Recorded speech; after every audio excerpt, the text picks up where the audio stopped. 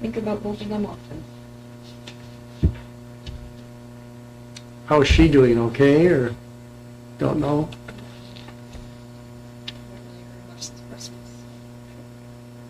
That's a good, you know, there's certain things. No news is usually good news. Yeah. That's me, yeah. There's always the family dynamics and the children and all that other stuff.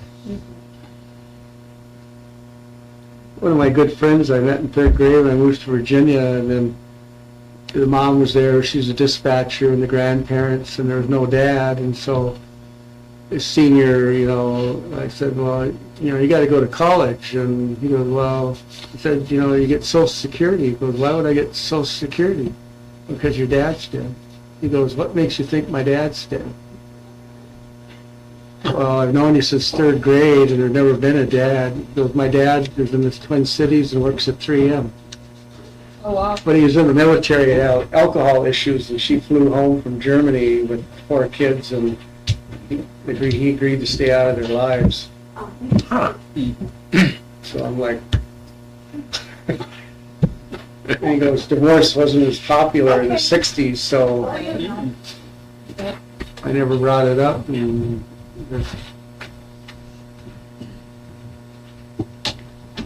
Why'd everybody stop talking when we walked in?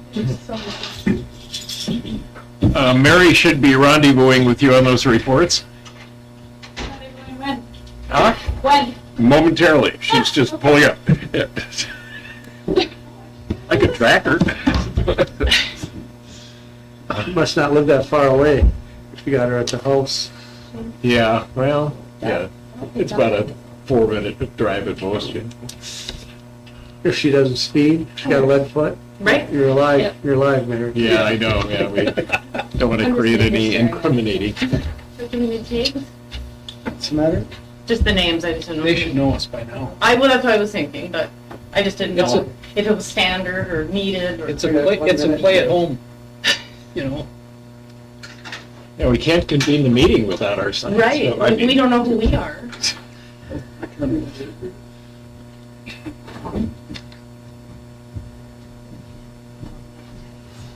Well, thank you. There you go. Yeah, it makes me think of Dan. Oops, sorry. Ashley, Did we get one? Katie. Oh. I don't know, Lindsay was thinking so helpful. Oh, she probably just down the other way. No, I caught it. Oh. I just don't know who that was for. Okay. And that's not necessarily just for the here. I know. Is Josh gonna be here? Yes. Yep. Oh, we need another chair then. The chair. That's my chair. My what? Upstairs. We did one more chair.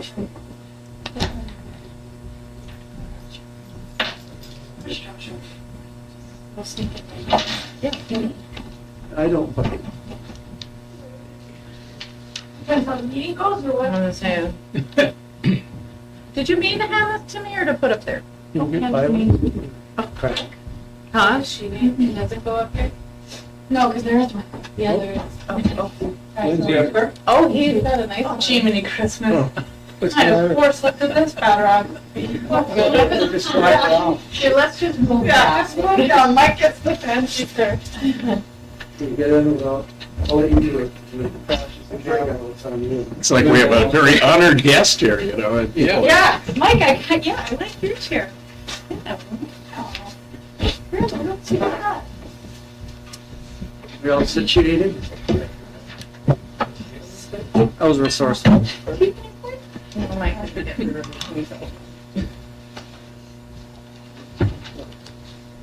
They'll just be. The kids out of recess up here. And I walk Well, by. Yeah, you can call it. okay. Yep. And you didn't run into a very. I didn't even see it. No, No. no. Oh. Well, that's for the tree. Okay. All right, the internet indicates it's 4:31, so I'll call our regular agenda-setting meeting of Tuesday, February 3rd, 2026 to order. We don't take any actions during this meeting, so we don't need a roll call. So, and we're going to be both considering matters will be on the agenda and other pending city issues. So, with that, let's see, I guess we can turn it over to Jen, right, for her library report. And Lindsay and Mary can get together there. Okay. Sorry to interrupt your No, you're cadence fine. there, but I have if kids, I'm used to it. so- I think we can look forward to the report. It's a, Yeah, so if you've visited the library lately, you will see lots of changes. We have added new features such as a couch sitting area, and we're shifting areas of books. It's been a lot of work, but we are loving the changes and hope you all do too. We did run into a small hiccup when we took the, keep calling it a push pin board, but off the wall, and it was all glued on. So we covered it for now, but we will be making it nice and pretty soon. So we've started our sitter days and senior Saturdays. We're hoping to grow this so the community has a nice place to come and hang out with friends and community members. We are adding a book club to our sitter days and a movie with treats. Sitter days are every second Saturday of the month, and senior Saturdays, a day for games and activities, are every third Saturday. January was slow, but we're catching on, I hope. The winter reading program is continuing and will end February 14th. We have 2 Saturday activities planned for our participants, and you are still welcome to sign up. We have a Zen Garden making this Saturday and the 14th. And we have an ALS program on February 13th at 1 o'clock. It is called Dance for All, and it is a contemporary dance class using improvisation and set dance sequences. The class will move together to create joyful community. And will be closed on February 16th for President's Day. well, thank you. That's Yeah. got used to for a while having Counselor Hanson do those, but always much more enjoyable hearing it from the source. All right. So then for the remainder, let's see if these, well, first of all, I suppose, is there any separate attorney's report? You're going to comment on some I'll matters comment on things that are on the Yeah. agenda. as we go on those. Okay. City Administrator, what matters should come to our attention? I guess we were going to try to discuss some items on the agenda, but also get the engineer's report. Yeah, I'll go a little quick to give Josh plenty of time here on the engineering stuff. Couple of just routine donation acceptances there. I have a little talk about the rules and regulations for using the new warming shack. Looks like you'll be getting a lot of use. Just want discussion on that. Scheduling the active shooter training. Did discuss that with the East Range PD Police Chief on April 23rd will work for him, so we just want to get that on the calendar. Policy update on remote workforce. There was a kind of a later edition. Josh has received a quote for the tree clearing that'll be needed for the project. That'll take care of everything within the construction limits of the project and get that out of the way. So we don't have to deal with some of the environmental requirements on that later as part of the project. There's a structural report on 315 North Main Street. That's the grocery store project, and this has come up in the conversations that we've had with the current developer that there is some deficiencies in the ability of that floor to hold heavy loads that it might have based on the equipment and the shelving and the products on the shelving that would go in there. And that had been brought up with the developer when we first started the project, and had been conveyed to us that they were aware of that, and that folks would take care of that.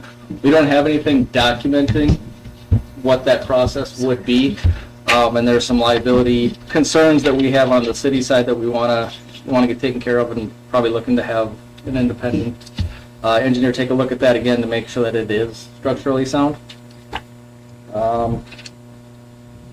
The utility bill adjustment request that you have, property owner states it was from a burst pipe from cold weather, and it was asking for a one-time reduction in that bill. The ordinance does not allow for such reductions, but the council can act as they wish on that. And then the HRA appointment, we're kind of in a limbo mode there. The HRA did did have some applicants, we have 3 applicants for 1 spot. They also have a request to expand that board.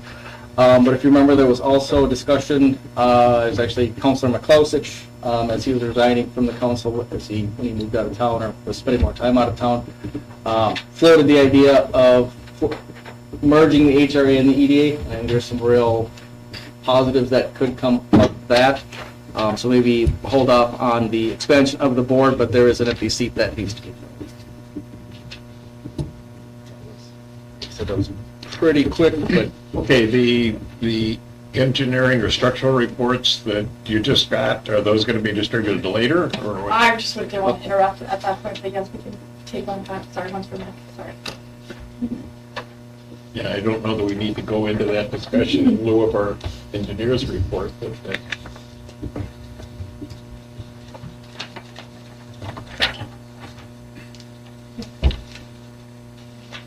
okay,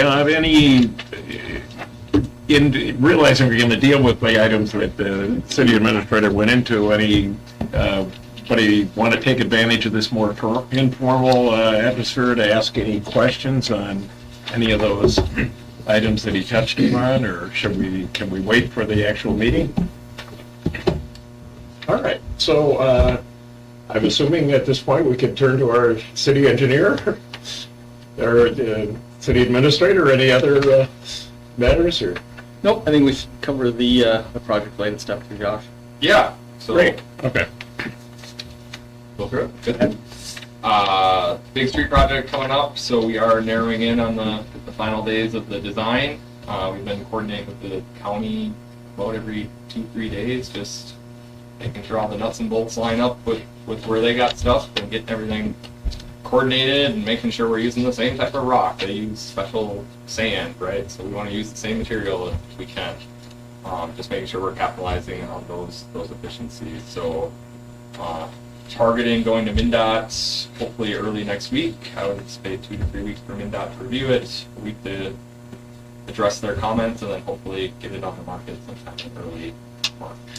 So I've been marketing the heck out of this thing. So even calling Twin Cities metro contractors I've worked with that would be able to come north, right? Just to get as much traction and interest as we can. So it's a big enough project. So what you're saying, the bids will go out, or the bid packages will go out in March? Yep. And then they'll be out for what? 3 weeks. Three Yep, weeks. so statutorily we have to advertise, I think, for 21 days. And so it'll go on the Minnesota Builders Exchange. Anyone that's on that will see it. We flag all these different categories. There's sewer, there's water main, there's concrete, there's seating, all. So anyone that's on there, if we check that box, they get a notification that St. Louis County's got this project to bid on, and so they can download the plans. So the bidding's going to include all of First Avenue and all of the associated street improvements, plus the safe routes to school portion. One contract, so it'd be 2 plan sets in one contract. So it'd be St. Louis County in contract with whoever the apparently is. And then we have a cooperative agreement in place with the county to be a partner on the project. So technically it's the county contracting with them, it's not us, but we're Okay, well, it's been a long time in planning, and it sounds like things are coming together. Congratulations on the engineering. We're not there yet, but we're getting there. But Tonight, there's a couple resolutions on here. So part of the funding package proposed today is to assess a portion of the project costs. This does not lock us into any assessments at this point. This is just simply part of the 429 process. So, and actually the ordering or preparation of the report, this was on the agenda in August and approved by council. There was some ambiguity in one of the streets, and so I just wanted to clear that up and pass it again. So that's more of a formality. I've done this on multiple projects where we order the report, accept the report at the same time. But when you're bonding a project, you want to have all your ducks in a row, and so I modified one of the street extents for the project description. That's what changed. Basically what it was is 3rd Street wasn't on there with the last one. Technically, there's no accessible property that claims an address on there, but I wanted on there just to be full inclusive. So But so what this does, this orders the engineer to prepare a report on the project, whether it's feasible, cost effective, and it makes sense to do the project. Accepting the report is, I've prepared the report. It goes through all the project that we're proposing to do, including the county highway improvements, and then calls for the public hearing on the project. So if accepted by council, I'll work with staff to send out notices to all the residents along the project. They get a notice. It has to be advertised in the city paper at least twice. And so my intent, so we had talked about not assessing anyone that got an assessment last year. Obviously, there's a number of properties were abutting that got assessed last year. I want to put on the notice, our intent is not to assess you again, but just for due diligence and notification of the project, I think they should get a notice. But I'm open to discussing that with council. If you don't want to send them notices, that's fine too. I think it'd be good for them to come voice through it. But I also don't want a bunch of people showing up saying, hey, you aren't going to assess us. You told us that last year. Well, I want to put that on the record. You got assessed in the 2024 project. So at the hearing, we'll have the hearing. They can come address the council, express their concerns regarding the project. From there, the council would have to order the project, so authorize, approve plans and specs, and then authorize bidding. And then we can bid the project. So still not allocated to assessments. We will bid the project. We will bring those bids to council. Once you agree to award it, the county will award the contract then to the apparent bidder, even though we're still not allocated to assessments. And then it'll kind of go silent for a while. We'll have the project, and then we'll come back at the end of the project, so fall of 2027, we would send out notice again, and then we'd have the assessment. So that was the second hearing we did on the Alley project. Again, notify all the residents, they can come address the council, and then from there you can consider adopting the assessment. Statutorily, we have to have an assessment roll, preliminary assessment roll at the first hearing this month, so I propose that, is that the date? We have to present a preliminary assessment. It can change between then and the final.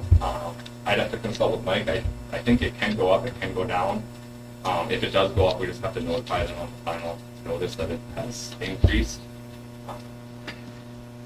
Project costs, if it bids out higher, that would be a reason it could go up in theory. What I want to be clear on is it is very fluid at this point. It does not allocate us to anything. If over the summer you guys decide as a council we don't want to assess for this project, it just the assessment process dies. Do we have a rough idea of the percentage of the costs that we're looking to assessment for versus others? Or? So that, I would ask you guys what you're comfortable with. We are likely going to need a bond for this project. We have to assess 20% of that bonded cost. There's some ways around that. How I've seen it done is they use the bond to cover the street costs only. And so we're only pulling the bond to pay the street costs. And so we have to assess, 20%. The street's $5 million, we have to assess, $1 million of that or something. So there's a way to skirt around that instead of, it's a $20 million project, we have to assess 5% of that. It's $2 million, something like that. Mm-hmm. So there's ways to get it, but statutorily you have to assess 20% of the cost. So that's where Ellers will come in and work with us to make sure we're meeting all the requirements. I think we can anticipate a lively hearing. Undoubtedly. Yeah. Any distilled wisdom from the first assessment project we did, or what to do, what worked or what didn't? I don't know. Each community is different. All right. I would rely on you guys if there's a different way you wanted to approach it. The other piece of it is this project has commercial property on it, and so typically communities assess higher on commercial property because they're using your right of way to generate revenue. That's kind of the basis of why you would do that. You don't have to do that. How our assessment policy is wrote is we calculate assessments on a linear footage method. So if you own 100 feet of the project and that's 1% of the project overall length, you pay a fair portion of it. Versus if I own 2% of the project length, I would in theory pay double because I'm getting twice the benefit we have it set up that way knowing we want to cap it. And so then we can say, hey, per our policy, we could assess up to 20,000. We understand that's not affordable or feasible or whatever. We're going to cap it at 8,500. So I would anticipate somewhere around that number probably gets us close to that 20% we would need. But ultimately, it would be on you, council. Again, we would not have to decide that now. It'd be good to have a good idea. It's usually like a levy increase, start high, and you can always come down. Especially in the court of public opinion, that seems to be a little bit easier. But that's certainly something to think about. Well, we've got our work ahead of us then. I think my outstanding question for the council would be a commercial assessment rate, because we do need to present something at the hearing. And so, I mean, I'd have to have something to present. Like I said, 2 times is probably where I would start, but ultimately it's something. So, and that would include, we're assessing a lot of the businesses around the county road, not getting utilities. We can assess for portions of the project that the county's paying. So, and then on a number of cooperative joint ventures. So. Just out of curiosity, I know an issue on assessments when you have a corner lot. What's our policy? Do we go both sides? Half on one, Huh? Yeah. half on one and Yep. full on the other. Okay. Yeah, that's how the policies wrote. We would still cap it. Yeah, yeah. Well, Did we ever set a cap for commercial? I don't think so. I'm not aware of it. I don't. have we assessed commercial? Not on the last project we did. No, we didn't. It was all Yeah. We didn't have residential. any. And then Sunset Acres wouldn't have been either, so we haven't really. We haven't done any projects that's had any commercial, Yeah, so. There aren't a lot. All of Main Street. Yeah, all of Main Street will be All of commercial Main, that's- property. But that's county. That is county, but it's still part of our collective project, so. Okay. You could choose as a council not to assess them anything. It's ultimately up to you. You have costs to maintain that right away. I would recommend using if it's an opportunity, but Didn't we have a bonding request in for this year, a portion of which we could use for the spur streets, or not? I seem to remember having discussions on that. There was talk of kind of a backup request depending on how the capital bonding request for the water project shook out. We kind of went on that roller coaster ride of getting the increased cap, not getting the increased cap, and now we're kind of back and running to have that changed. But we had a kind of a plan B for a capital bonding request to cover the side streets. So if Plan A goes, if we get the WIP monies otherwise, we still are in line then for consideration, realizing it's going to be a chancy session and everything else. Is that, everyone clear on that? You know, that we had kind of an alternate bond request. One is to cover the gap on the water project funding if with money, water infrastructure fund monies don't become available. And 2, if we do get that, then we've got this backup plan to get some potential funding for those to offset assessment responsibilities, right, on the Main Street deal. Well, and then, so the county's just the Main Street portion, but we're on the hook for the additional spurs off of the side streets that we were doing, right? correct. So And North Main. where the concrete on the north end of North Main stops all the way to Fourth Avenue, we'll be responsible for it. It's just curb and gutter, sidewalk, some additional street lighting to match the motif of the rest of it. Curb and gutter. I don't think there's any storm sewer. I think we have a design where the storm sewer goes to the county, so we don't have to pay for that. Another tidbit, we just got notice from MnDOT, so a lot of times storm sewer is cost shared in the county right away based on the amount of city drainage coming to it. MnDOT said that it's all state aid eligible, so we won't have any cost share of the county storm sewer, which is pretty uncommon. So good news. I mean, it could have been a couple $100,000 to pay that just based on the amount of water we have. So good news for us. I guess if council decided not to call for the hearing, I don't think it would stop the project, but we would be running out of time we'd have to delay advertising, right? We have to have the hearing before we advertise for bids, to keep with the work. So we want to advertise for bids as early as we can. Correct. Yeah.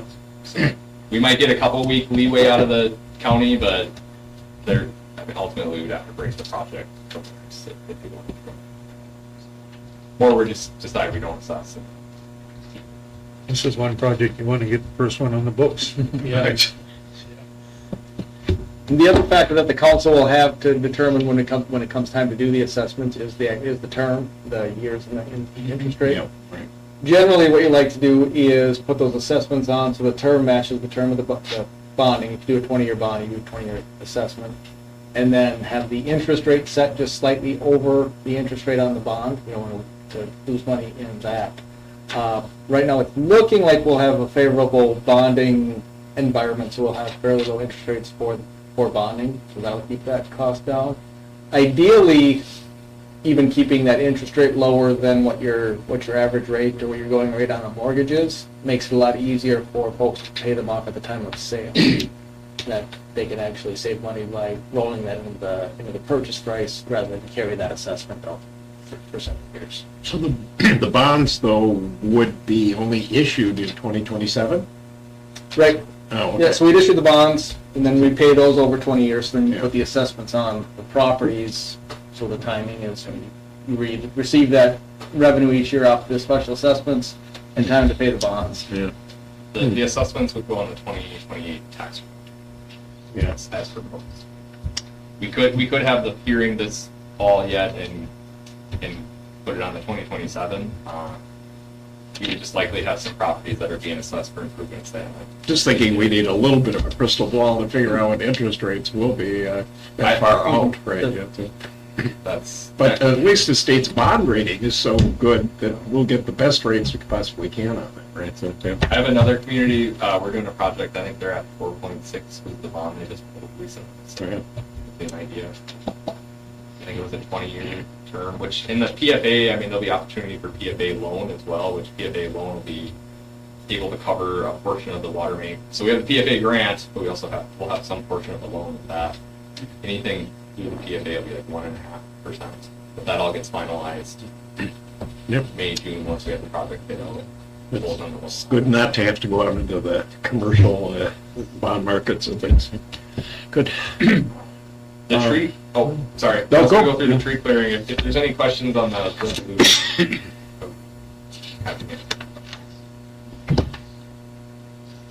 So we got, yeah, so everybody got the updated Yep. packet materials on the tree. So tree trimming, so because we're part of the county's project, there is a protected bat species, so it's the northern long-eared bat, which requires trees to be taken down for the winter due to roosting or nesting, mating season. So basically, because it's an endangered species, they don't want to drop in trees in summer and potentially killing bats. How that applies in city limits is very gray. The county takes a very just black and white stance on it, and so if it was a city-led project, I'm comfortable taking them down during the summer because typically they don't roost in city limits. And single boulevard trees, it's pretty rare. But the county takes a black and white approach. They take all theirs down over the winter to be compliant with NDOT standards, and so we're just going to do the same. They're doing it with their own labor forces on their projects. They weren't interested in taking. I think we had like 71 trees that got to come down. And so I got quotes. I sent it out to 5 or 6 different local tree vendors. 2 responded. Utility, which is somewhere between Grand Rapids and Tipping, I forget exactly. And then it says Utility Systems of America. That's not right. It was Briggs Tree Service was the second bid received, but Utility was the low quote at $37,230. So the contract requires state wage rates, federal wage rates, so they're compliant with all of our project funding, as well as reimbursable through the grants and funding program we have in place. So Now, do we have some kind of notice procedure to? I'm getting there. So Okay, good. I wrote in there that they can't start till after the hearing. I forget the exact date. I don't think it was the day after, but I think it was the Monday after the hearing or something. And so with the notice going out for the hearing, if passed by council, I'll put a separate notice in there that tree clearing is scheduled to begin such and such week. So all the homeowners along the route Yep. will know. Yep. That, So, I'm sure is a point of concern. it absolutely will be. I'm sure city phones will be ringing off the hook. Every tree we're taking down is in the public right of way. I verified that myself. We'll mark each tree before they come down with a ribbon or something so they'll know. There undoubtedly will be some emotional attachment to a few of the trees and create some consternation. I don't see us being able to save any of them. There's even a few behind the right of way that we're not touching that likely, once we go hack the roots to put the street in, it would make sense to take down, but I'd rather have that conversation or standing out there with them. So, weird side note on the tree removal and notifying at the end of the month. Are any of the trees maples? I Just want to make sure that nobody has them tapped prior to removing them so that they have the opportunity to not put equipment in them. Sure. And that's not going to be in the way because we are getting into tree tapping season. Yeah, no, that's a good point. That actually came up in another community last year.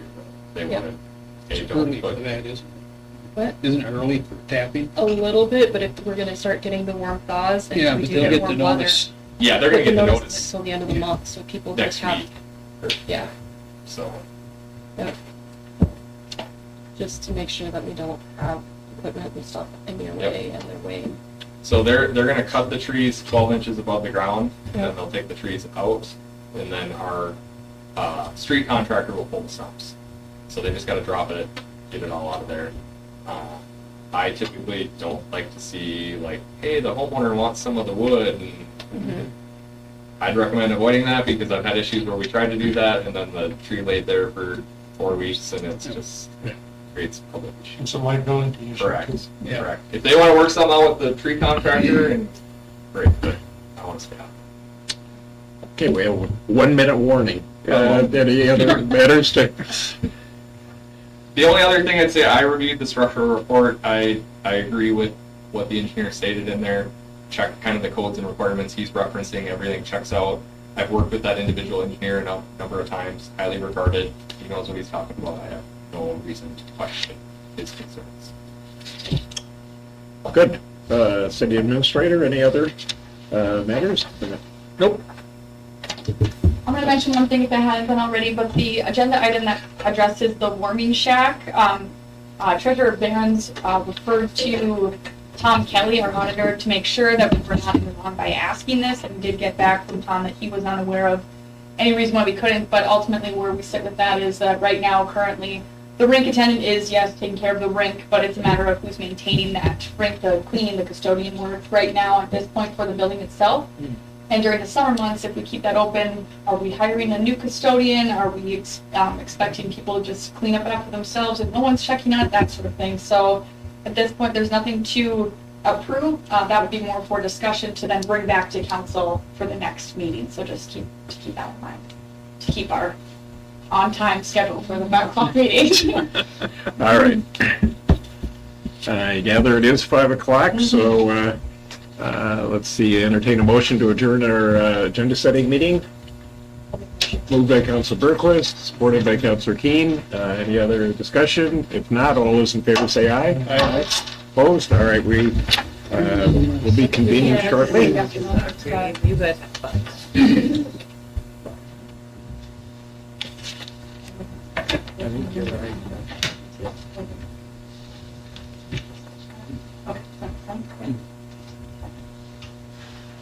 I'm sorry. Ready to go? All right, it's a little after 5 o'clock on Tuesday, February 3rd. We're gathered in the City Council chambers in City Hall in Aurora for our regular first of the month meeting of the Aurora City Council. And with that, I'll call the meeting to order and ask for a roll call. Gregor? Here? Berquist? Here. Hanson? Here. Hess? Here. Keen? Here. All right, we have the full council present. Could we stand for the pledge? Pledge allegiance to the flag of the United States of America and to the republic for which it stands, one nation, under God, indivisible, With liberty and justice for all. I think maybe a word of explanation to the audience that's out there. We are on an earlier schedule due to the fact that tonight is caucus night in Minnesota, and we've had our agenda setting meeting, which normally would have started at 5. That's already been completed. We're now in our regular meeting, and this meeting by law has to end by 6 o'clock. So if we get to a situation where we're pushing time limits, we have a contingency plan on that also. And an air horn, so, fair warning. An air horn, all right. well. Under the desk, yep. Keep it moving there. All right. So with those preliminary comments, next item is number 4, consent agenda. This is the portion of the agenda that we oftentimes approve a number of items in one motion because they're perceived as not being controversial or items of discussion. But first of all, councilors, any items you'd like to remove for separate discussion from the consent agenda?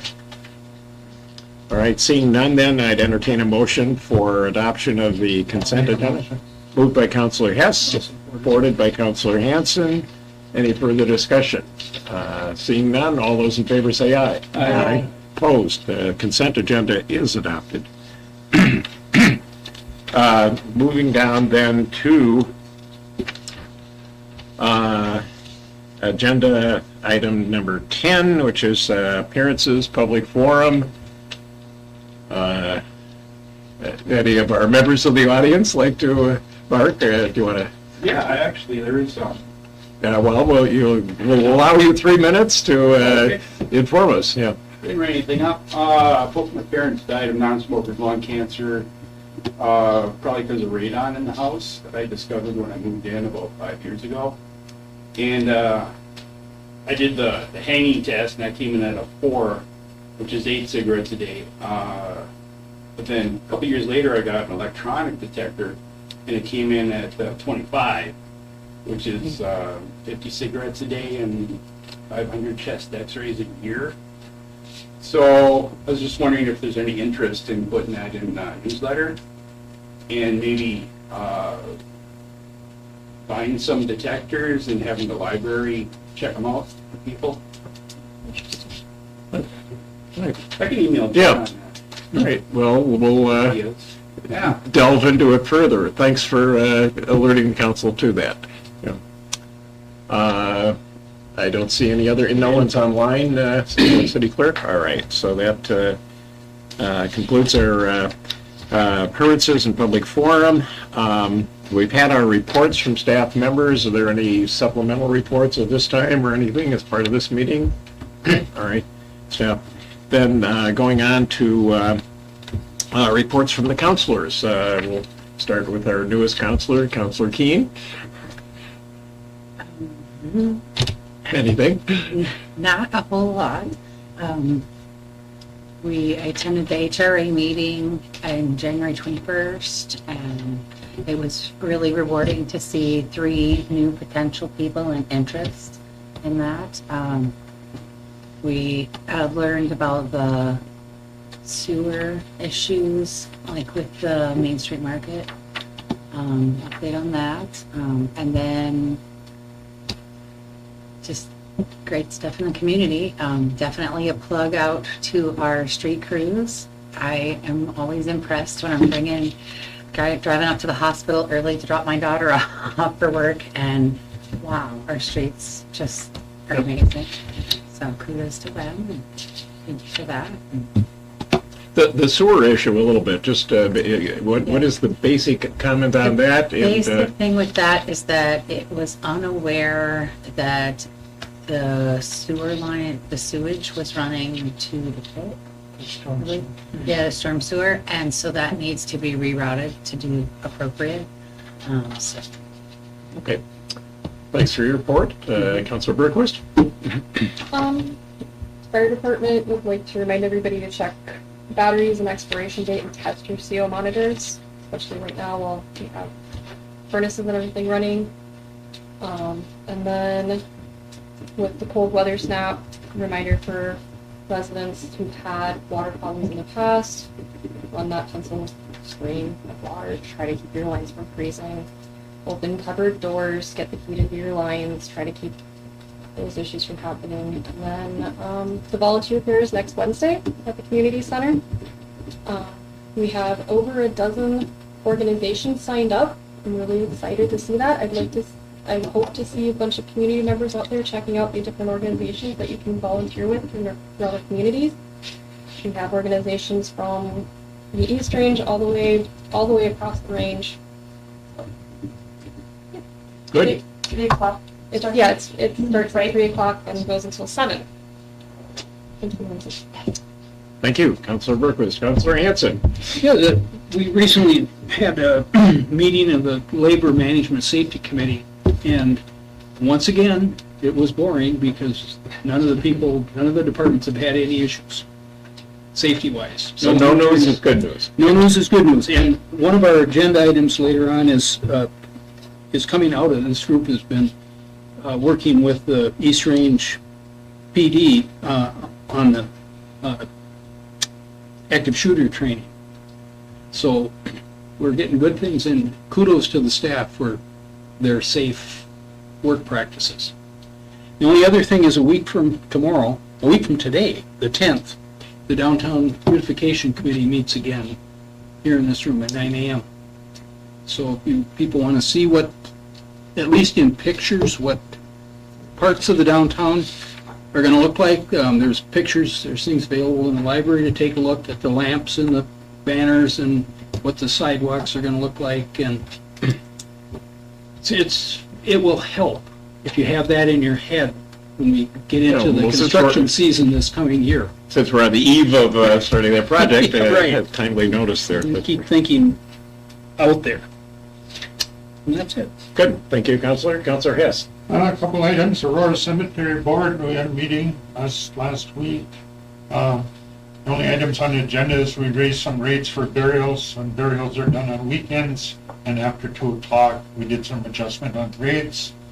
That's about all that come out of that.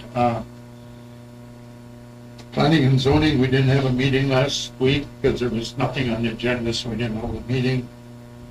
East Range Safety Board, we met with the city of Babbitt last week. They're looking to consolidate with us, so I mean, we're just looking at numbers and what, because they got more police force or something. So, actually, we had a pretty good meeting. I think. So I don't know, I mean, that's out there, they come to us and. Yeah, kind of exciting. That's about all I got. Good, thank you, Councilor Hess. Mayor's report, I'll try and keep it concise, knowing nature of things here. First of all, those that didn't otherwise see in the community and so on, this is the first official meeting we've had since the warming shed was dedicated. Delightful event, cold as it may be. Hearty souls turned out, and a chance to kind of salute, celebrate the completion of the job, but also the many contributors. I think there were 12 corporate and 3 individual family contributors on that. A real good community effort there. Let's see, just alerting both the council and maybe the audience too, the Iron Range Resource and Rehabilitation Agency hired outside consultants to provide a really in-depth, deep dive of the future of the iron ore industry in Minnesota. Some of us got a chance, Councilor Berquist and I did, to get a briefing. It's, in my long experience with that organization before, unprecedented as far as the depth of it and the significant sort of projections of where our iron ore products are going to be placed in a worldwide market. I'm not sure that it's fully out on prime time, but if anyone gets a chance to hear that hour-and-a-half long lecture, I thought it was quite educational and really core to our style of life up here. So on the water board, the project's still on track for a late June going live. The focus of the group right now is fortunately on determining the operational steps that have to be taken to get the system live. and then that will in turn feed into Hoyt Lakes joining into the project on an amended joint powers agreement. So, and lastly, I assume it'll come back to the council too, but on behalf of the water board, we're putting together a letter to the legislators to encourage them strongly to support the proposal to get legislation in early in the session to give at least $3.5, maybe $5 million to the project, which will, again, as we've discussed, relieve the pressures on water service rates. So that's the mayor's report. Hopefully it wasn't too consuming. There. Going back to our agenda then, we're at agenda item 17, old business, land development policy. We have materials that have been put here. Now, maybe either the city administrator or city clerk want to give us a little background on the development of those? Or Yeah. city engineer? I was gonna say, I'll probably hand it out to Josh, but him and Sarah had worked on these, so. Yeah, so we met a couple weeks ago and talked through this, since then me and Sarah were busy putting together kind of how this would work. Did everyone get a chance to read it? Okay, I'm seeing a lot of heads nod. I think the biggest thing we pivoted on from what we had talked about originally is that initial reservation, and I kind of wanted to walk through our thought process on that. So how we're proposing to plat this is bigger blocks, and so not defining individual lots. I've done a number of industrial parks, and every time I try and guess where to put lot lines, I'm wrong. And so I'd rather just leave it big blocks right now, and then we can subdivide lots without having to replat. And so it simplifies the process. But my concern is we have this nice highway frontage, and all of a sudden we're going to get some guy that comes in and, I mean, basically that first block south of the entrance road goes all the way to the industrial park property. And so what I don't want is someone comes in and wants to build a 2,000 square foot whole building and they claim that whole lot, right? So what I also don't want is someone that maybe could fit better on a different lot, or if there's competing interests. And so the whole goal was, all right, you submit your application, there's a 30-day period where someone else could say, hey, I actually want to build on that too. And so from there, we can determine what space needs are and have conversations about it. And if they both want both of it, I mean, my intent would say, all right, well, what are you going to pay us for it, right? Put it up to a competitive price, give us your final number, and that'll really flush out who the truly interested partner is. Because I think at that point you have value, right? You have something, a commodity that is worth something. And so if you can get, it's not even trying to make money, it's just more about security at the city's behalf to make sure you're getting a good investor in the property. And so with that, there's a $2,000 fee, and then we put in there $1,000 per acre over 2 acres. What I wouldn't want is someone to come gobble up 4 of the 5 acres or something. There needs to be some sort of monetary value to do that, right? So we don't want to disincentivize it. I feel like $1,000, if you're going to build a building in a business, you should be able to come by $1,000 additional dollars per additional acre. And the intent is that's not returnable. If they walk away like, oh, that's kind of our administrative time, just helps cover some of the staff's time coordinating. So the intent is once they cut the check for service, it's non-refundable. All in the name of getting true interest here, right? We don't want people dripping our change.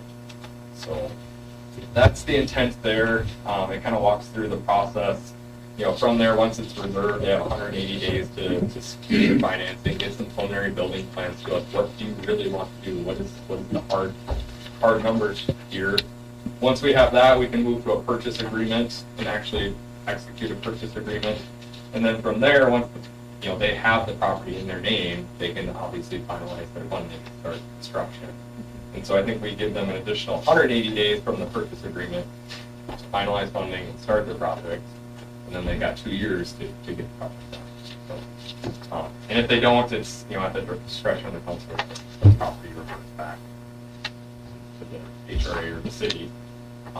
And I would propose not reimbursing for their costs, right? It's their investment in things. Is there a tried and true formula for marketing the availability of putting in these proposals, or the opportunity to? Yeah, I mean, I've seen cities do that. They'll work with a realtor or something to help market the property. That's a great idea. So, another community I have, they're doing a housing project. They're working with a realtor to market the lots. So. Interesting. So we don't want somebody to come in afterwards and say, gee, if I only knew about it. Again, we get into communication and engagement. This is a little different. St. Peter does on their housing, they do, it's like a lot sale day, so it's like the first day it goes live, like they have like a competitive bid process and then it kind of defaults to the reservation form. I don't think we're gonna have that per se, doesn't feel like it.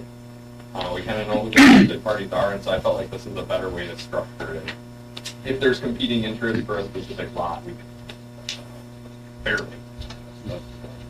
Josh, on the, we've got one business building out there right now. Yep. On the setbacks and building type, does he meet, would he fit? That's a good question. I'd have to go survey the building. Okay. For sure. Because what I'm saying, if we grandfather one in, now we can't, now we're changing it. Agreed. He certainly meets the front setback. The one I would question is the side. He's setback. far enough on the side. Okay. Then I would. When you That's a keep big all of parcel that. out there. And he did get a obtain a permit for that. We were Right. under the impression that things were still being worked through a bit, but I think we were pretty generous on the amount of space that we allotted him, or rather conservative. I mean, I think he was being generous with his measurements, so hopefully he placed it like he put on the front. So, And he's in before anything yes, is enacted by the city anyway, so. these are guinea pig, I call them. So. And I view these as more guidelines than an Yeah. HOA rule, right? Like I think complete flexibility to bend the rules as needed as interested parties is just. Even under the minimum site design standards, primary building site, so it talks about highway frontage in block 1, that's immediately north of the industrial building. Ideally, I wouldn't want to see a pole building go in there like a Lester, like I think that we should try and deter that, like a pole building, we have other lots for pole buildings. So I would like to see the commercial precast side building or a brick and mortar, something a little more commercialized. But I mean, ultimately, it's up to you. So. So whatever actions we take tonight, basically this is the first run at it, and hopefully we can make some adjustments there, yeah. And as a reminder, this is just for the industrial park. The Red Edition doesn't have in Blacklist yet, so we wanted to prioritize this. So when you talk about marketing, you have to remember we have had a lot of interest in them so far. So yes, we can certainly market, but a lot of people who are already interested. Another one was driveways. We just put in here, you gotta put in a concrete driveway 10 feet back. Me and Sarah went back and forth, do you wanna require a paved lot? Once you get past the right of way, I don't know that I care, but I do want a paved driveways, we're not tracking gravel and stuff. But what they do behind it. But I've seen cities, they do require, paved surfacing in industrial parks. I'm all about keeping opportunity open instead of requiring them to build $100,000 lot of paved. Other questions on the proposed policy? I guess the way I'm assessing it, it looks like it's a seasoned outline of how to go about this, and since it's a policy, we have the ability to amend it. That gives us a flexibility to think about planning and zoning. Should they be reviewing it? I think we had that in here somewhere, yeah, so city creates purchase and development agreements approved by EDA, planning commission, and city council. Okay. Just wondering that it might be interesting to get the planning commission's feedback just on these policies and so on. But, okay, so any, Councilor Berquist? Yep. Is the reservation fee intended to take place of a purchase fee or anything along those lines? What? The reservation fee is intended as like the purchasing. Okay. Yeah, yep. That was one question. And then number two would be to try to make sure that between the sale policy, the process, and then the form, because in your sale policy, you add that $1,000 per acre over 2 acres. In the policy and the form, it doesn't show that. Just to make sure that just to make sure it's consistent across them, so that somebody doesn't say, "Well, I'm getting a 4-acre lot on the form; it only says $2,000." Right. Okay. It's also the process is going to be on prettier paper now. Right. So everyone know all that. I'm not going away. Well, that makes a lot of difference. I just want to make sure it's consistent across all three of them.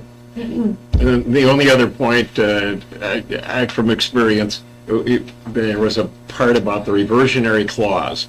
And I think that needs to be elaborated on. I mentioned that to the city administrator, city clerk, the terms on which and the procedure by which it would revert back, I think, is something that our city attorney will want to chime in Well, on. that's key. I mean, prior experiences, they used to put it like on the and then all of a sudden it was funding that the banks wouldn't loan money because of the reversion clause, so it had to be removed. And then they didn't do it, now come back to bite them as trying to get the property back when they haven't fulfilled the covenants that they said they were going to do, so that would be key. Yeah, well, that can be worked out in the process of maybe the first development agreement or something, yeah. So, Is it better to put it in here or in the purchase agreement? Or Put it in both. I Put it in mean, both. I'm all ears on language and we'll take any suggestions on there. I'm sure there's conventional wisdom now of how best to do it, so. Other No, questions? I think this is, looking through this, I think it's good. It gives everybody a place to start, Yep. you know, a jumping off point. So, and we can tweak it if we have to as we go, but I think this is a good start. So is there action that needs to be taken on that tonight? I think the intent is that we could by motion adopt this policy, so is there a motion? Motion by Councilor Hess and supported by Councilor Hanson. And now, any further discussion before we adopt? And again, keeping in mind it's a policy, we can change it. So, all right, see no further comments. All those in favor say aye. Aye. Opposed? We have a land development policy. Thanks for the work on that. Moving to agenda item category 18, new business. First item before us is 18.1, a proposed resolution 2026-09 regarding a donation to the fire department in the amount of $200 from Tina and Joseph Foster. Is there a motion to accept that donation? Moved by Councilor Berquist, supported by I'll support it. Councilor Hanson. I'm sorry. I'm just trying to, She's so quiet. yes, she's being duly deferential there. All right, so I assume nothing other than applause for people that are donating to our fire department, but any further discussion? If not, all those in favor say aye. Aye. Opposed? The proposed resolution is adopted. In similar fashion, moving to agenda item 18.2 is proposed resolution 2026-10, which involves a similar donation to the fire department by Deb Suler in the amount of $300. Is there a motion? I'll make a motion to adopt 2026-10. It's moved by Councilor Essen, supported by Councilor Berquist. Any further discussion on that? Seeing none, all those in favor say aye. Aye. Opposed? That resolution is adopted. 18.3 is a dealing with our warming shack recreation building rules and procedures. I think this is just for discussion at this point. Is that correct? Yeah, I would just look for your guys' recommendation. I'm not sure if I ever got to the Tom Kelly. I felt the time, and I was like, no, we got it. So I briefed over that, but we wanted to check to be sure that, being that it was donated to us from donations and contributors for the warming shack building, if we did charge for that, was that legal? So, and our auditor said, ultimately, there were no issues there if we did charge for that, and I was thinking only for the summer months if we rented that out. That would be the only time we would charge for that. And that would be if we go with the custodian, paying a custodian to maintain and clean and check, make sure there's no vandalism or anything that occurs during the summer months. So that was my, when I was speaking to staff about this, those were kind of our thoughts that we had thrown around on that. So ultimately just asking for council's advice or recommendations for us to go back to the clerk's office and make something that we have a form for, and then potentially if we have to create a job description for a custodian of that sort, or if we add on to community center's job description or things like that, just kind of your advice or where you guys would like to see that go with that building. Who will be cleaning it in the summer if the building is open? So that was the original intent of the building. That's the question. As of right now, there's no one. So it would just be open, and we would have the honor system that people don't realize that. And the community center, Russ was doing that, wasn't he? Rest is the community center custodian. And is that part of his regular job responsibility, or we contract with him separately for the It would be separately at this point, yep. separately, so that could be bootstrapped. If we did amend his job description, I think it would be, we'd remove it from community center custodian to just custodian, most likely. But yes, we could do that, if that's the direction we would like to go. Well, having worked in building maintenance and been a custodian, the honor system doesn't work real. Yes. Yeah. You know, so either way, if that's probably not going to be a ongoing thing, although it's going to be open whenever the splash pad is open, so it should almost be checked daily. You mentioned rentals, so what type of birthday and like meetings, or what are we talking? That's what I was thinking. Actually, you'd be shocked how many calls we've already received about Yeah. renting that building for birthdays right now, specifically Mhm. for winter months, people skating and things of that. And right now, we told them, hey, it's always open, first come, first serve. Though, if you, if you go flip chairs over there on tables, I mean, that's on you. You can certainly do that. But there's no rental. Like the community center, we have a program to open when they rent it out and when they pay is when we operate that. So at this point, being just open, there's no rental. But if we wanted to do that for birthdays, or if they wanted to rent that out, if someone had a birthday at the splash pad, but then cake inside or whatnot, we thought we could look at that. But So we could look to our community center rental policies to kind of get a template or something to maybe, And I would like to see it more as like a reservation system than a rental, Yeah. to go in the nature of the donation of the center, because it's supposed to be an open park. And that way there's just not a fight over, if it's open, but if there's a reservation, then people would be able to have it that way. I know a lot of state parks and other places you can reserve like the pavilions and things, but they're open all times. So to that effect, because I think you're thinking then like open it at all times and then go that reservation route, I think we need to think too about the doors themselves, because right now we have the manual locks at the community center. We have the fobs where we can program them to open exactly at 8 a.m. and close exactly at 8 p.m. if we wanted to. We don't have that set up right now. Clearly the donations, the doors we have. So I think if that's the route we're going to the summer months, we should look into providing funding for that and getting those fobbed over there where we're generally able to program those exactly the way she programs the community center doors. so in the interest of time, realizing the clock's ticking away, how about if we just have each counselor give some thought to it, submit So the clerk's suggestions? office will create something, yes, if Yeah. that works. So, okay. So I'll make a motion to table this for now.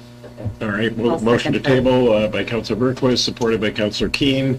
Any further questions or discussion? If not, all those in favor say aye. Aye. Opposed, matter is tabled for further refinement.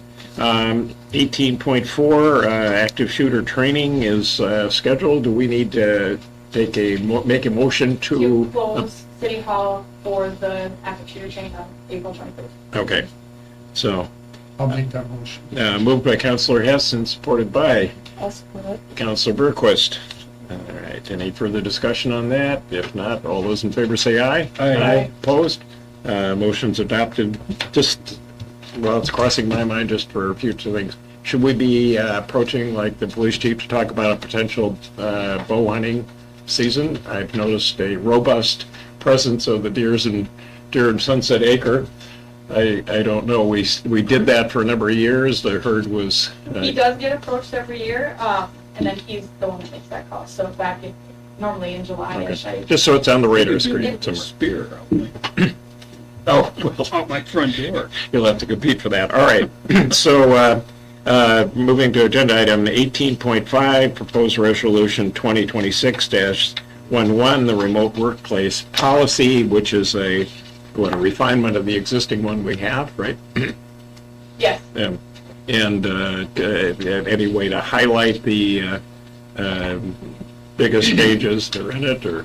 First off, feel free to chime in on this if you want, but also the biggest change I think is with the new title shifts, we changed the city clerk / treasurer approval to just city administrator approval, so that's kind of the largest one, but otherwise I think pretty standard, just updating a couple things, as well as the form for approval for time, which is actually, it looks identical to what our old request for time on form looks like. So getting that administrator signature rather than clerk's signature for that. So is there a motion to adopt the proposed remote work? I move we adopt the resolution Moved by Counselor Hanson, supported by Counselor Keene.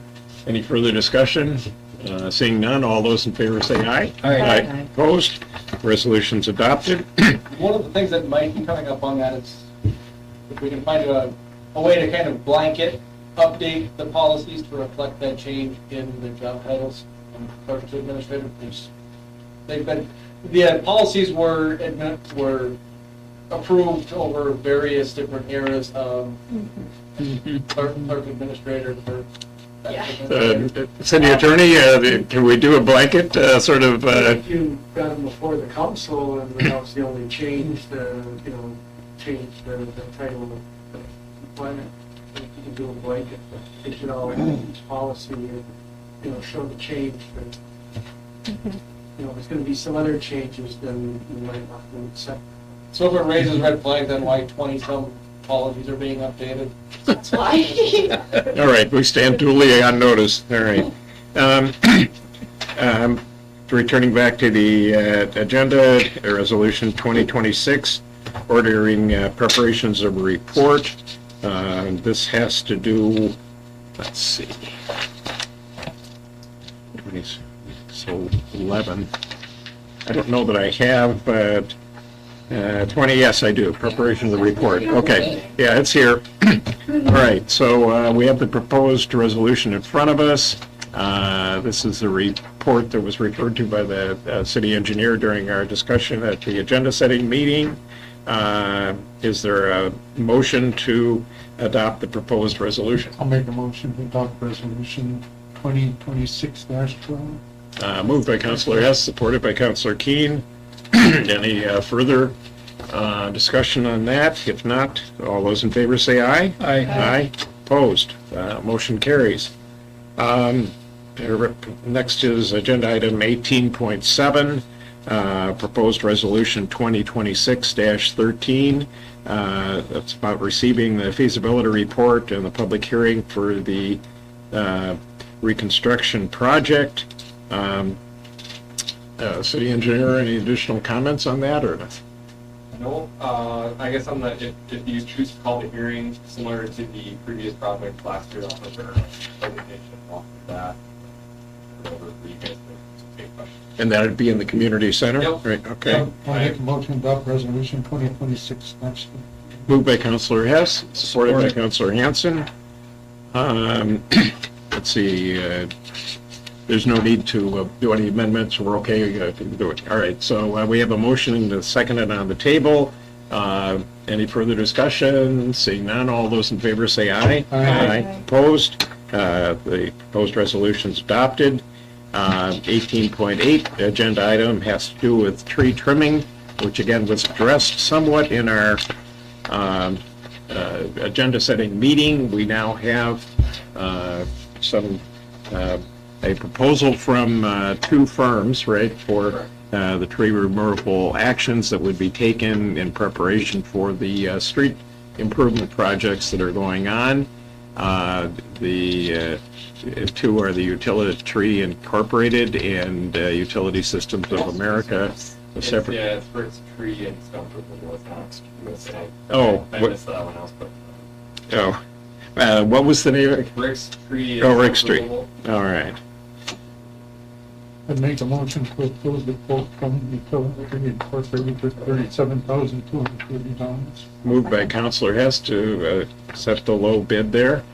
That's supported by Councilor Berquist. Any further questions?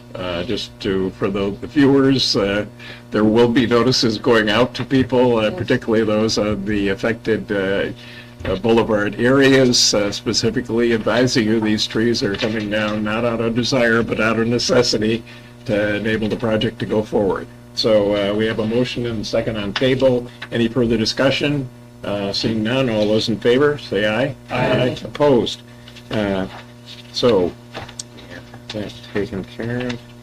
Moving to agenda item 18.9. This has to do with structural reports on 315 North Main Street, which is otherwise known as the Union Hall. And we have copies of some of the prior materials that had identified in regard to the prior grocery store project, some needed floor structural elements, I think, right, to deal with this. I know the staff's tossed this around, and I think, city engineer, you've gotten involved in that too. It strikes me, and welcome the city attorney chiming in, that given the information that we have of record from the engineering firms, the first thing, most important, is somehow we, the city, make sure we share this with the developers, whatever information we do have, and advise them and then request them essentially to produce some kind of a response to reassure folks that these same matters have been addressed in connection with the current grocery store project. I don't know what best procedure, but I think we both want to assure the public that it's a safe building. We want the developers to go into their excellent development work with their eyes open, and we want to be able to be a record as sharing whatever information we have on this situation. But city attorney, any? Well, from a liability standpoint, you're correct. I think the HRA is the owner of the building, but the city of Aurora is kind of part and parcel of the HRA.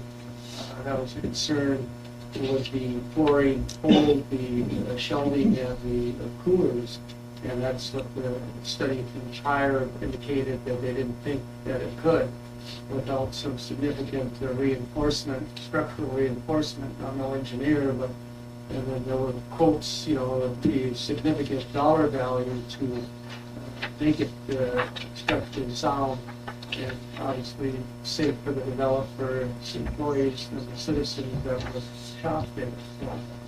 I got a couple of questions on this. This was done 6 years ago. It was never brought up to them when this building first started talking about it 6 months ago. And all of a sudden we get it. Where's a loop that was missed here? Evidently the HRA never told them about this because we had to get this from somebody else.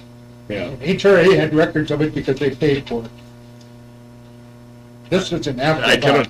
I can only speak to my knowledge. I know it was mentioned in discussions several points in time. Discussions. I would like to see the minutes when that was done. Yes. There are not a lot of records on those things, Yeah, but that's what I mean. But the response that the development team had given, that at least I heard, was our engineers have looked into it and it's not a problem. It's hearsay. That's what you're saying. That's all. Yeah. This should have been addressed a long time ago, not 6 months afterwards. All right. But you aren't suggesting we sweep it under the rug at the moment? No, I'm not sweeping, but I think the HRA is liable for it. All right. Well, we need to chart some kind of a path forward. My personal thoughts were, again, echoing there, that the first thing we have to do is make sure these written materials are in written form, communicated to the developers, to say, we have these. If you haven't seen them before, here they are. And invite a response, hopefully from their engineers, that it's not a problem. It's the same as a disclosure on a house. You go to sell a house and you don't disclose something, it's exactly the same thing.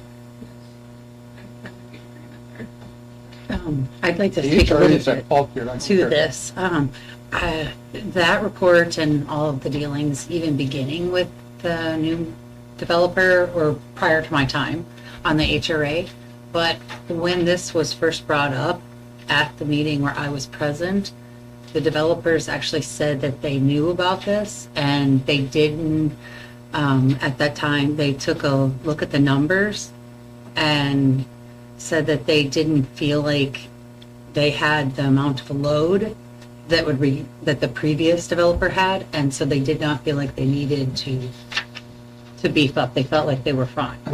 So that was in a meeting. So Yes, was in a that was meeting, in so an there should be HRA. a record of this. There should be. But, The I other mean, thing is, you know, I'm not a structural engineer, is that I would like something from a certified structural engineer, I'll prefer what the necessity is, but, you know, it's all on the weight it's putting on it. You know, how per square foot is that? Correct, so they're measuring it in PS, pounds per square foot, PSF. It all falls back on the International Building Code that sets that requirement. So it doesn't matter if he's at 20. The code is they need to be able to support this load, and there is significant public liability if they can't. So just because today he's not putting, you know, 100 PSF on there is risk that in the future someone comes in there and says, oh, hey, this is a grocery store now, and then let's bring in all these coolers and load them up, and then you have a problem without checks and balances. So I would strongly advise, regardless of what his weight is, he needs to meet the international building code. And if he says he is, he needs to have a licensed structural engineer. Say that this is. And for all we know, he may have that. Yep. Right. So I'm thinking we give the benefit of the doubt to developers that are sharing the concern, and we say, we're aware of this, we're concerned about it, and we send, again, something to, I guess, Johan would be the principal developer, just saying, are you aware of these things? Have you addressed them? Could you provide us with an engineer's report, reassuring both, you know, the public and you that it's able to be addressed? And if we don't get that, some kind of a deadline should be put on that, I think, because again, it seems like they have had their engineers look at it, and those engineers supposedly have come up with some reassuring comments, but you'd rather not be asking these questions after the fact, I think. So, again, there's suggestions from either the engineer or the administrator as to how we take actions on this, or? I mean, even as it sits, the anticipated loading it could support 100 PSF, and the code for aisles without shelving is, I mean, basically they can hold people, no shelves per code right now. So even if their loading is 1 PSF, they don't code. So. All right. Well, trying to put this together, I'd move that we direct the administrative staff to compile these reports, send them to as effectively and promptly as possible to the developers, and ask them for a response, say within 10 days, of the letter as to sharing with the city and the HRA and the rest of the development team whatever reports they have. So is there support for a motion to that effect? My problem is with this, is he waits 6 months after he's already started. Now he's told us that's no way to do business. What would you suggest would be the responsible course of action? It should have been done right at the start. Not should have been. What should be done now? You're probably going to have to pay for reinforcing. You still own the building. Well, that was discussions I had with administration, was, you know, before part and parcel, you know, that was, you know, IRRB, you know, everything takes time or whatever, and you've got, you know, $20 costs, which I'm sure have increased significantly. And again, you know, other thing we talked about is, well, if they want to assume the risk, let's give them the building. And then it's on them, you know. Well, Due diligence and let the public know what engineering says, and I guess I have a problem, but as you said before, the HRA and through them, the city own the building. This study in 2020 revealed that it didn't have the proper support for a grocery store. Why wasn't this person, that should have been the first thing he was told, this new developer, when he came in to put a grocery store in that building?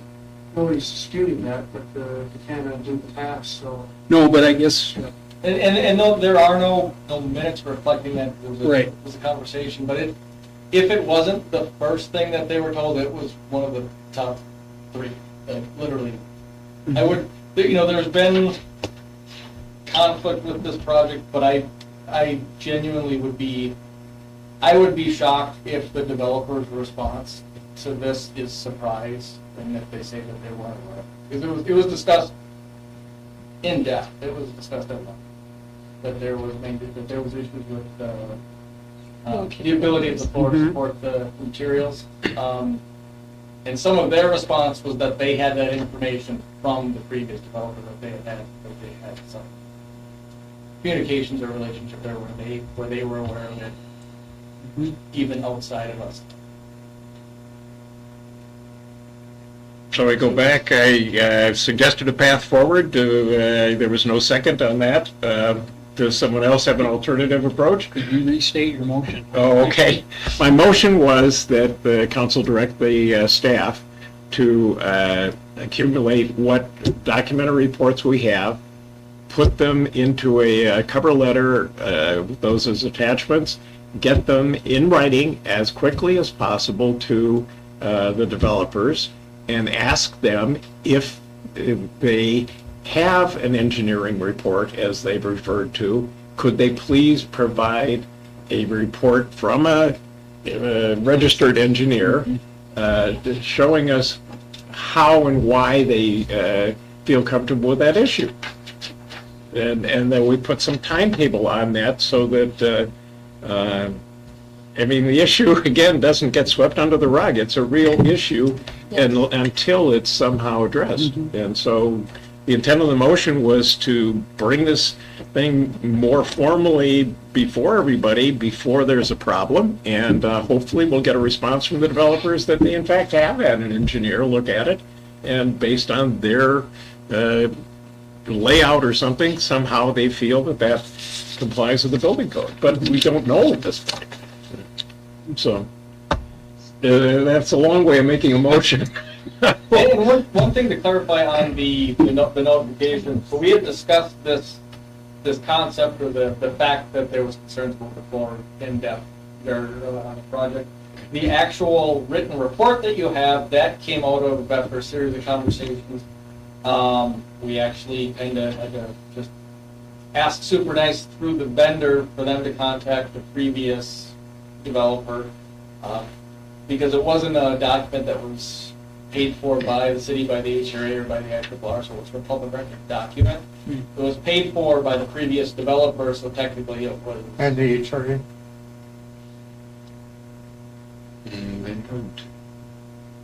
Well, I guess that was that question, was that there was no record that the HRA had directly paid for, so they didn't have a copy of it on file. So this, what you have here was actually sent over directly from, well, it wasn't the current company from WSM. Sent over to us just after a meeting that we had with the IRRR about a week ago. So the document you're looking at, we've only had possession of for a handful of days now. Well, I guess ultimately what we, as a city, want to find out is if that floor is structurally sound or the intended. So for that reason, I would support your motion. Yeah. Very. I like your motion because it gives Johan a chance to put in writing what he said verbally at that meeting, that he did know about this and his understanding was it wasn't more needed, anything more because of the amount of weight that they were going to be putting on. So I appreciate the motion. Like, All right. is there any legal recourse if we convey the building? Don't. Well, there's building codes are out there, state or whatever, but I think we got rid of Aurora's building code a number of years ago, and we added the building official that kind of created havoc for the city, so.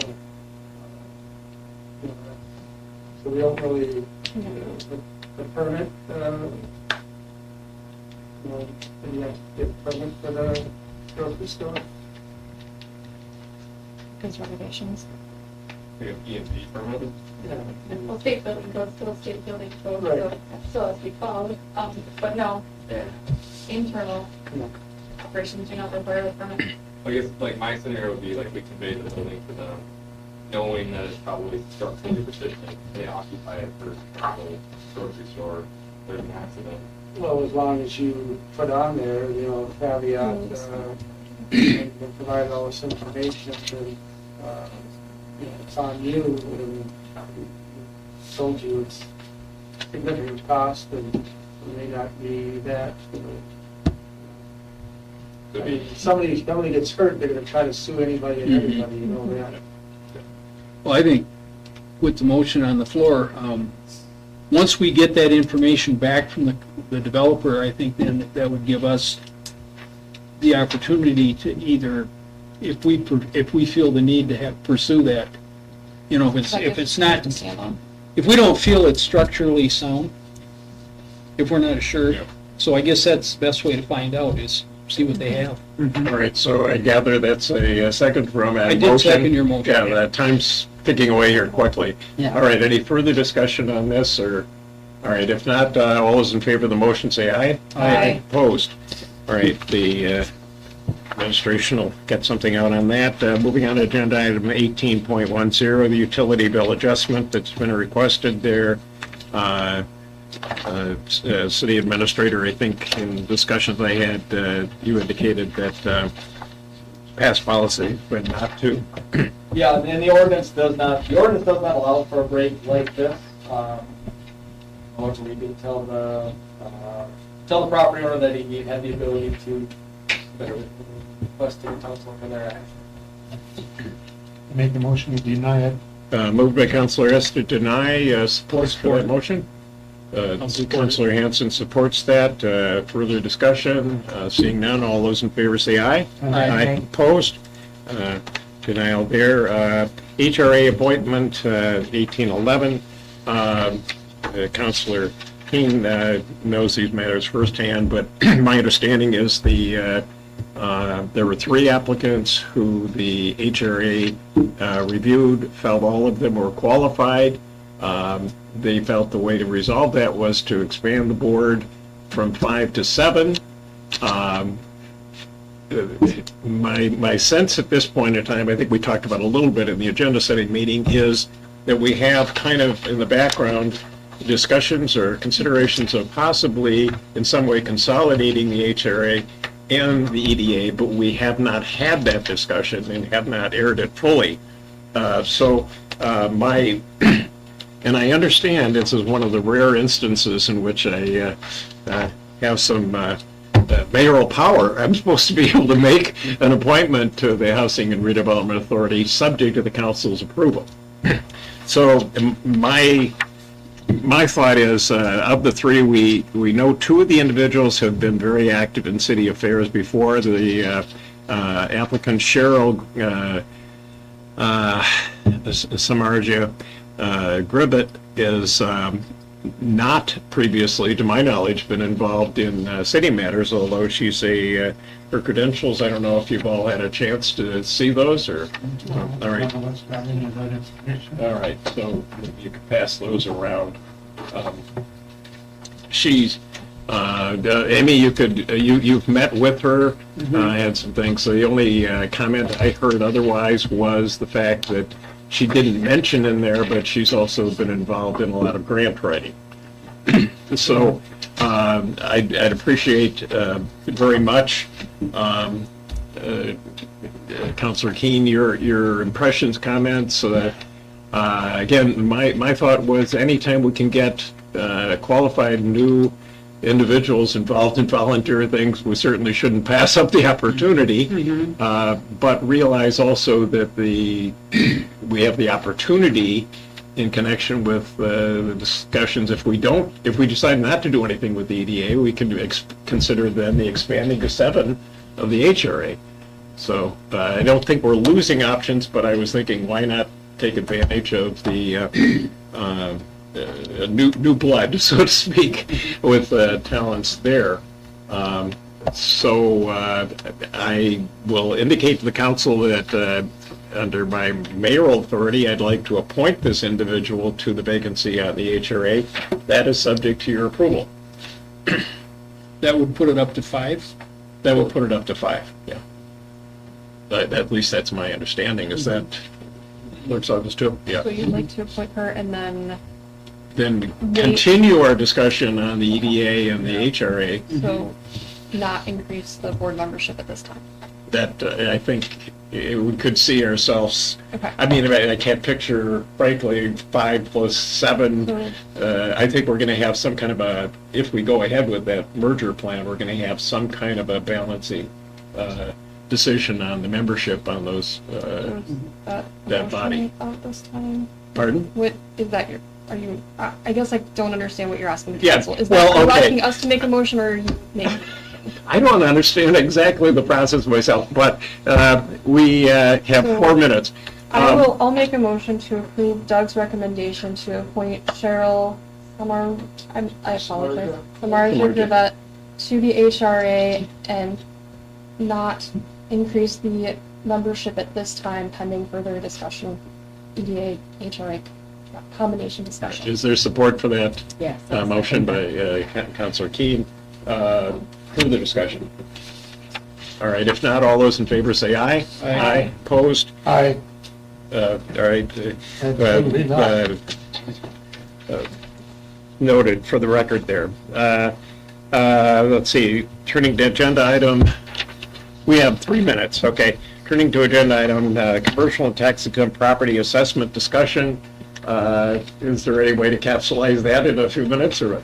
I mean, if you guys had a from the hip recommendation, what to start with for the preliminary assessment role, that would be helpful for me. I mean, we could still discuss it at the next meeting too.